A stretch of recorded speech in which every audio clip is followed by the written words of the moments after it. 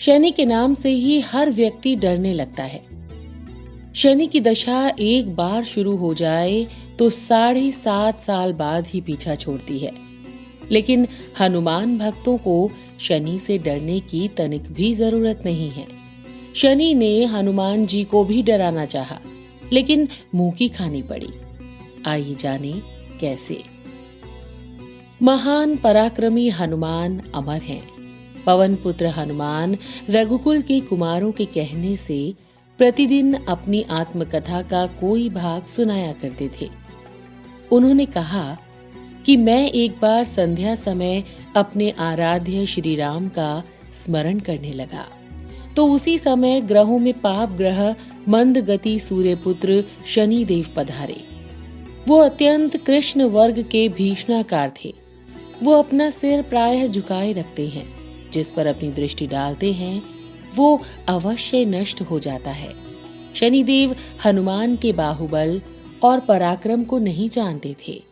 हनुमान ने उन्हें लंका में दशग्रीव के बंधन से मुक्त किया था। वो हनुमान जी से विनय पूर्वक किंतु कर्कश स्वर में बोले, हनुमान जी, मैं आपको सावधान करने आया हूं। त्रेता की बात दूसरी थी, अब कलयुग आरंभ हो गया है। भगवान वासुदेव ने जिस क्षण अपनी अवतार लीला का समापन किया उसी क्षण से पृथ्वी पर कली का प्रभुत्व हो गया। ये कलयुग है। इस युग में आपका शरीर दुर्बल और मेरा बहुत बलिष्ठ हो गया है। अब आप पर मेरी 7.5 की दशा प्रभावी हो गई है। मैं आपके शरीर पर आ रहा हूं। शनिदेव को इस बात का तनिक भी ज्ञान नहीं था कि रघुनाथ के चरणाश्रितों पर काल का प्रभाव नहीं होता।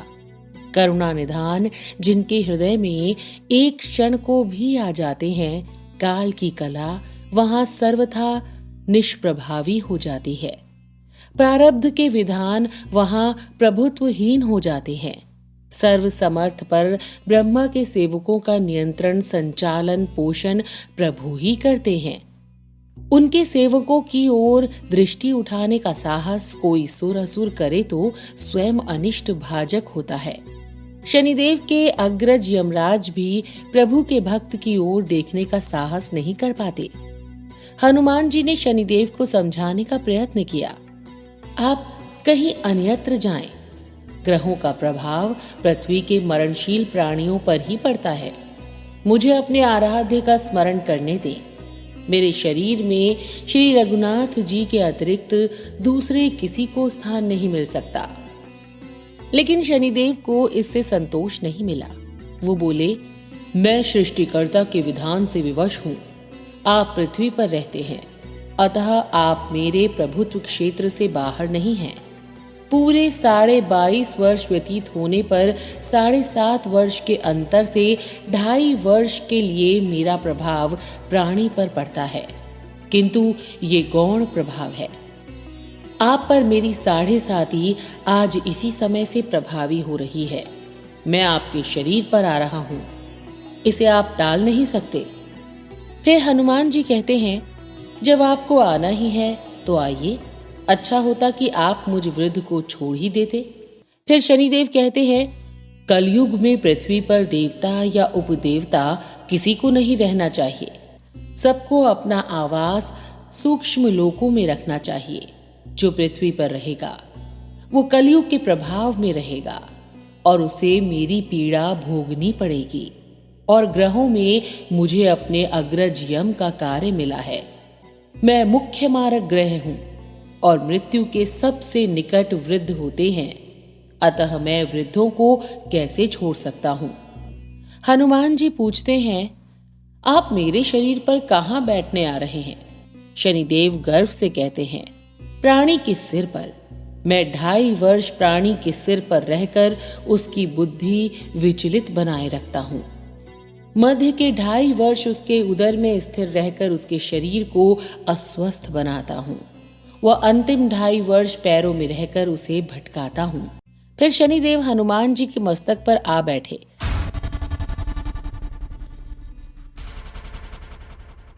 तो हनुमान जी के सिर पर खाज हुई। इसे मिटाने के लिए हनुमान जी ने बड़ा पर्वत उठाकर सिर पर रख लिया।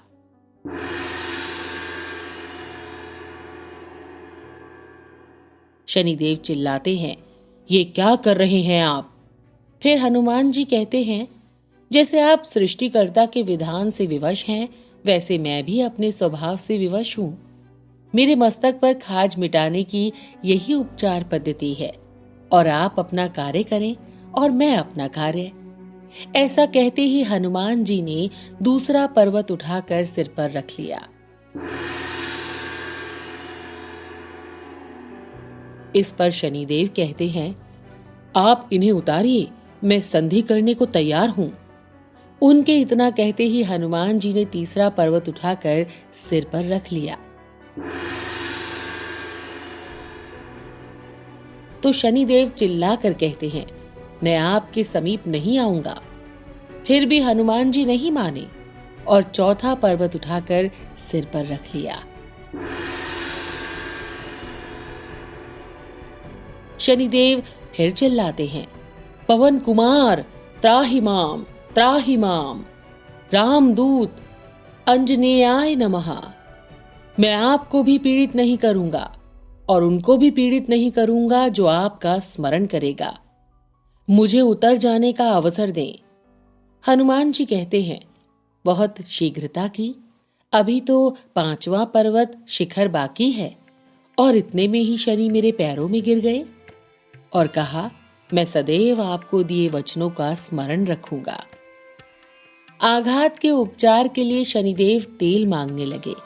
हनुमान जी तेल कहां देने वाले थे? वही शनिदेव आज भी तेल दान से तुष्ट होते हैं।